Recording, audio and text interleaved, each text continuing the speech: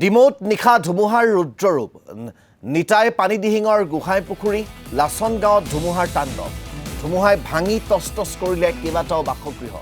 বহু সা সম্পত্তিৰ ক্ষতি সাধন হৈছে ধুমুহাই এয়া আপোনালোকক আমি দৃশ্যাংশ দেখুৱাম কিছু সময়ৰ পিছত আৰু যি খবৰ জনাইছোঁ এয়া ডিমৌৰ দৃশ্যাংশ আপোনালোকে প্ৰত্যক্ষ কৰিছে ধুমুহাৰ তাণ্ডৱত এইদৰে ডিমৌৰ বিভিন্ন প্ৰান্তত বিস্তৰ ক্ষয় ক্ষতি হৈছে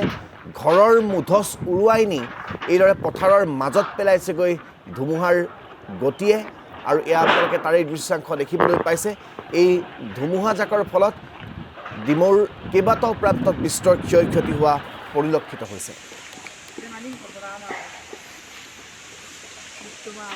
চাৰে 11টা বজাত ধুমুহা বতাহ আহি পেলাই মোৰ ঘৰ